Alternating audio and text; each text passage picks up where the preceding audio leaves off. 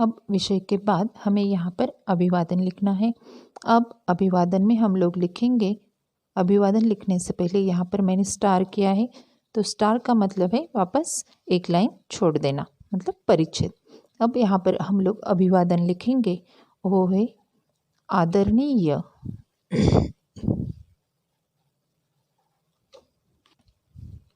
यहाँ पर हम लोग लिखेंगे आदरणीय महोदय, और महोदय के बाद यहाँ पर कंपलसरी अल्पविराम देना ही है। फिर आदरणीय महोदय के बाद वापस यहाँ से यहाँ पर भी वापस हम लोग वापस यहाँ पर हम लोगों को एक लाइन छोड़ देनी है और फिर नीचे लिख लेना है। तो यहाँ पर हमें हमारा जो सब्जेक्ट है तथा जो विषय है उसके बारे में विस्तार से यहाँ पर लिखेंगे। लेकिन एक बात अच्छी तरह से याद रखनी है कि औपचारिक पत्रों में अनौपचारिक पत्रों जैसी भाषा नहीं लिखनी है। तो यहाँ पर पहले जो हमारा विषय था कि अपनी बड़ी बहन के विवाह के कारण 8 दिनों की छुट्टी मांगने के लिए प्रार्थना पत्र। अब ये छात्रा अपने प्रधानाध्यापक जी को खत लिख रही है, तो यहाँ पर आप लोगों को वहाँ पर बताना है कि आप कौन सी कक्षा में पढ़ रहे हो और वहाँ पर क्या कारण है तथा किस लिए बड़ी बहन के विवाह के कारण आपको जो छुट्टी चाहिए उसका वहाँ पर उल्लेख करना है। और वहाँ पर डेट तथा तिथि लिखने भी आवश्यक है कि कहाँ से कहाँ तक, कौन सी तारीख से कौन सी तारीख तक आपको छुट्टी चाहिए। तो चलो लिख लेते हैं। तो लिखेंगे पहले मैं।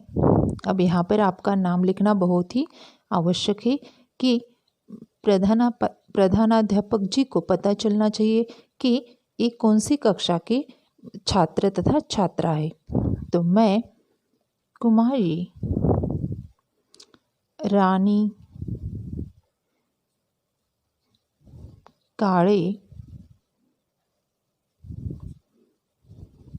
अब यहाँ पर कौन सी कक्षा से है आप, वो भी लिखना आवश्यक है। तो कक्षा 8वीं,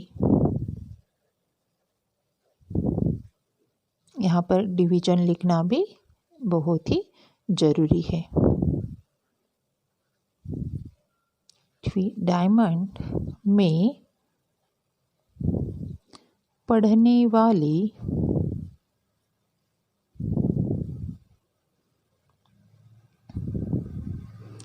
छात्रा हूँ। ये हो गया आपका परिचय। और फिर अब यहाँ पर सीधे वहाँ पर जिस बात के लिए आपको छुट्टी चाहिए वह उसका उल्लेख यहाँ पर करना है। तो आगे लिखेंगे मेरी बड़ी बहन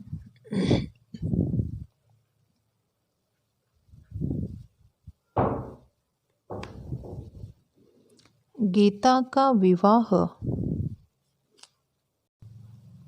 मेरी बड़ी बहन गीता का विवाह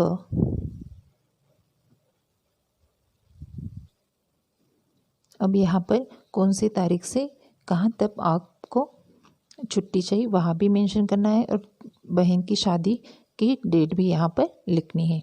विवाह 20 जुलाई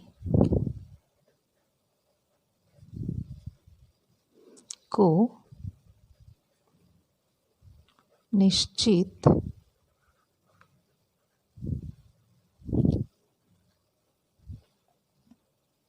हुआ है।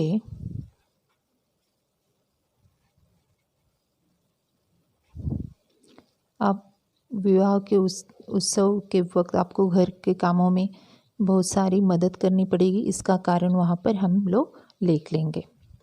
तो लिखेंगे विवाह उत्सव एवं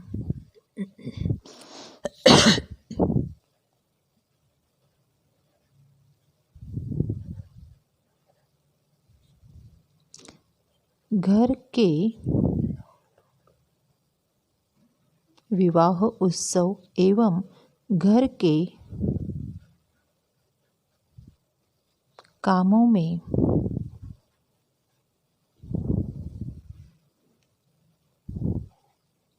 व्यस्त होने के कारण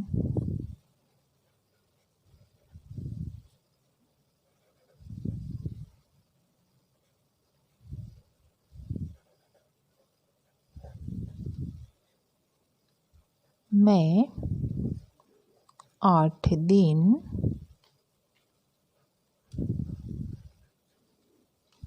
विद्यालय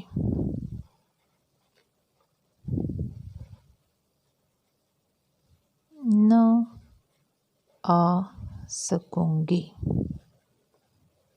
तो यहाँ पर हम लोगों ने विषय के बारे में संदर्भ भी दे दिया। अब आपको यहाँ पर नम्र निवेदन लिखना है कि आपको 8 दिनों की छुट्टी चाहिए। अतः आपसे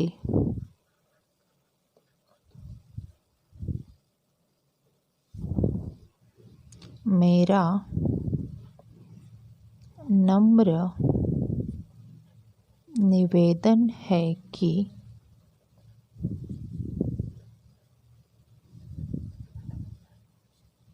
मुझे यहाँ पर एक बात अच्छी तरह से याद रखनी है कि आपको वहाँ पर नम्रतापूर्वक वहाँ पर प्रार्थना करना है। तो इस तरह से हमारी औपचारिक पत्र में हमारी भाषा होनी चाहिए। अतः आपसे मेरा नम्र निवेदन है कि मुझे अब कहाँ से कौन सी तिथि से कौन सी तिथि तक आपको छुट्टी चाहिए उसका जिक्र यहाँ पर करना है। तो मुझे 13 जुलाई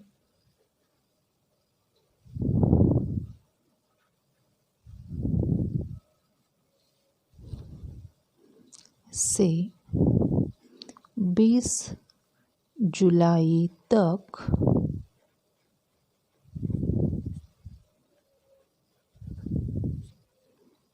आठ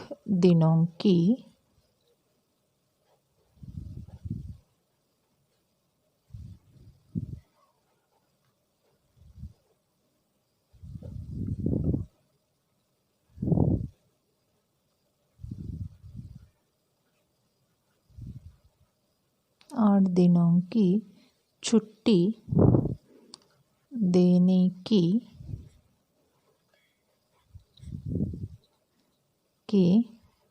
कृपा करें। इस तरह का ही उल्लेख वहाँ पर होना चाहिए।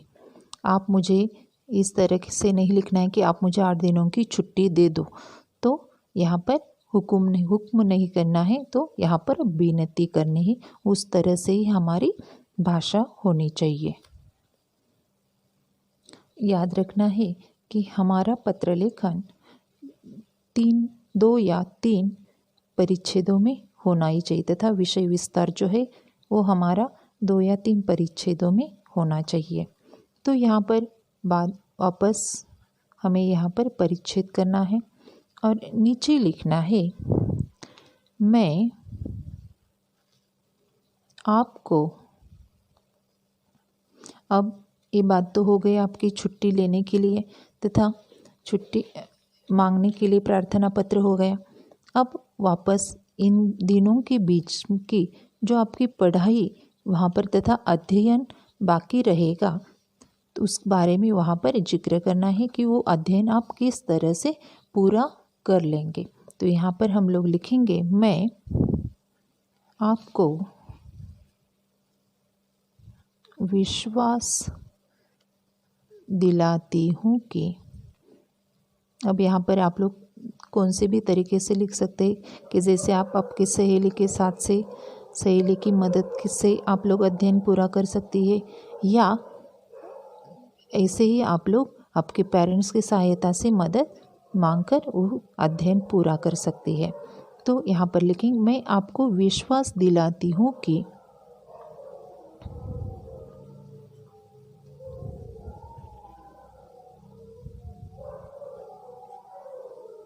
इस बीच में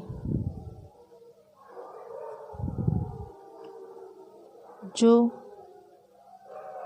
अध्ययन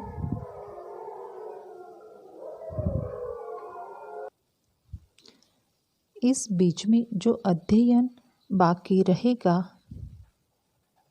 या छूट जाएगा, ये भी आप लोग यहाँ पर लिख सकते हैं। रहेगा उसे मैं अपनी सहेली की मदद से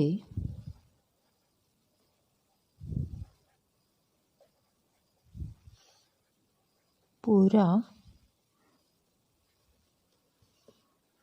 कर लूँगी। तो इस तरह से प्रधानाध्यापक जी को अपने अध्ययन के बारे में भी बताना है। उसके बाद हम लोग वापस नीचे लिखें। यहाँ पर वापस हम लोगों को यहाँ पर पैराग्राफ करना है। नीचे लिखेंगे, मुझे आशा है कि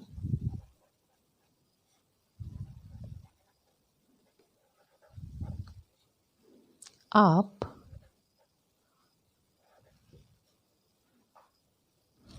मेरी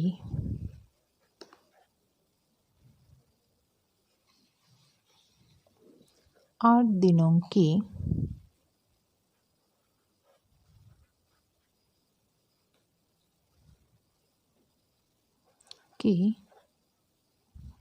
छुट्टी स्वीकृत करेंगे। मतलब कि आपको 8 दिनों की छुट्टी देने की वो कृपा करेंगे। इस तरह से उसका अर्थ हो गया। तो इस तरह से हम लोगों ने 3 परिच्छेदों में ये पत्र लिखा है। वापस नीचे धन्यवाद शब्द औपचारिक पत्रों में धन्यवाद शब्द लिखना नहीं भूलना है। इसके बाद यहाँ पर मैं एक लाइन लिखना भूल गई कि जब आप मुझे 8 दिनों की छुट्टी देंगे तो उस लिए मैं आपकी आभारी रहूँगी। मैं आपकी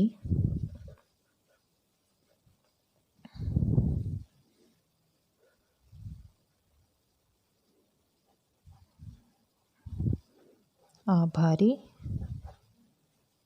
रहूँगी। तो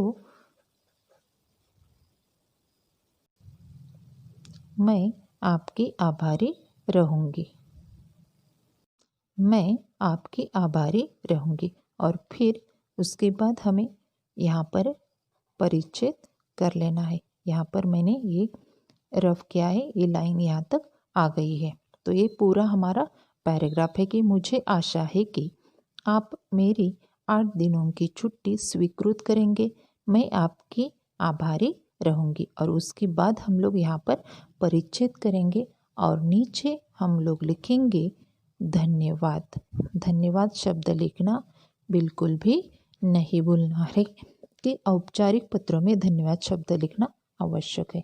अब यहाँ तक हो गया हमारा विषय विवेचन तथा विषय विस्तार। उसके बाद वापस हम लोग एक लाइन छोड़ देंगे और नीचे हम लोग लिखेंगे पत्र का अंतिम हिस्सा कि वहाँ पर हम लोग लिखेंगे आपकी आज्ञाकारी छात्रा। मैंने आप लोगों को बताया था कि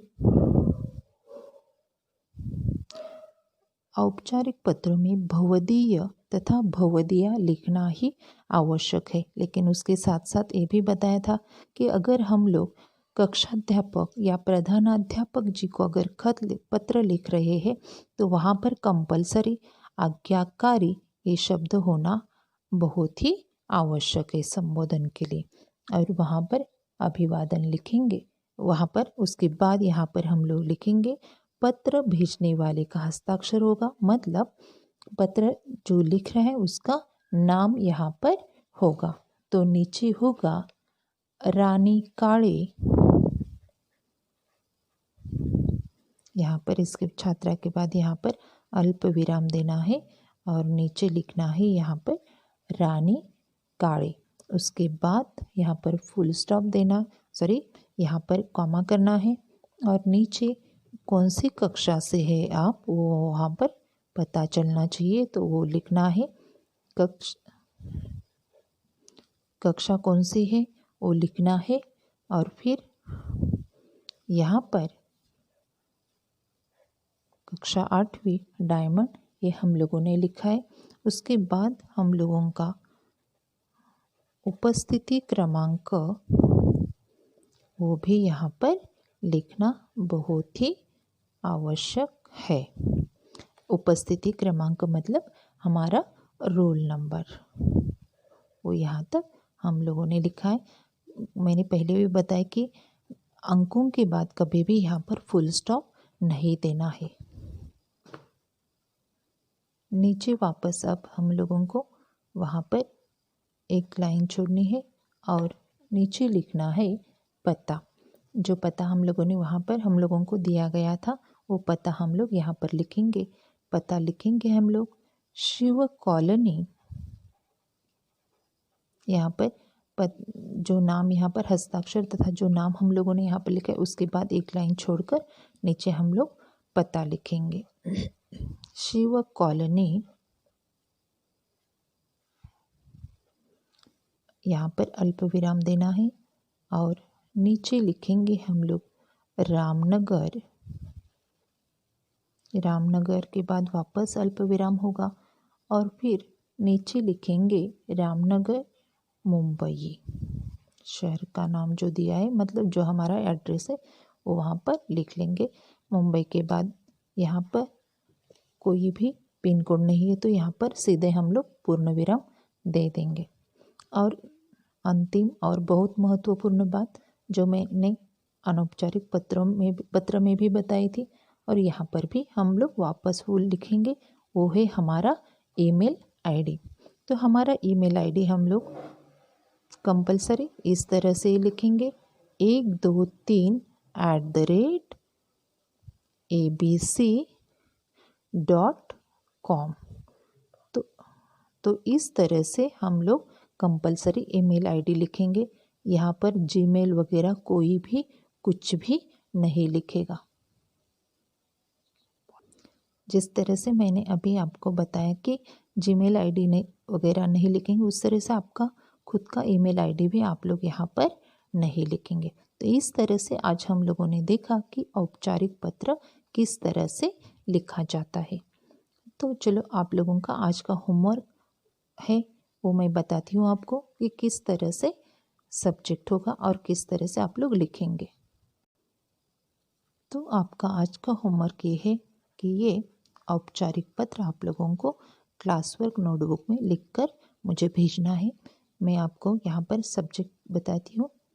मिलिंद तथा मानसी मोरे, शास्त्री नगर, अमरावती 444601 से स्वास्थ्य अधिकारी, महानगर पालिका अमरावती 444601 को शहर में अशुद्ध जल की आपूर्ति होने के कारण बढ़ती बीमारी की ओर ध्यान आकर्षित करते हुए पत्र लिखता तथा लिखती है। तो इस तरह से आपका ये सब्जेक्ट है और आप लोगों को यहाँ पर होमवर्क में ये सब लिखना ही है। तो मिलिंद तथा मानसी मोरे खत लिखेगी और यहाँ पर सेवा में आप लोग लिखेंगे कि स्वास्थ्य अधिकारी, महानगर पालिका अमरावती। तो इन्हें आपको खत लिखना है। लिखेंगे कौन? तो मिलिंद तथा मानसी मोरे। सब्जेक्ट होगा हमारा अशुद्ध जल तथा विषय में आप लोग लिखेंगे अशुद्ध जल। विषय में आप लोग लिखेंगे अशुद्ध जल की आपूर्ति होने के कारण बढ़ती बीमारी। इस तरह से आपका विषय होगा और नीचे आप लोगों का विषय विस्तार, जिस तरह से मैंने आप लोगों को अभी बताया उस तरह से आप लोग विषय विस्तार कर लेंगे। और होमवर्क लिखने के बाद आप लोग मेरे पर्सनल नंबर पर होमवर्क मुझे भेज दीजिए। धन्यवाद।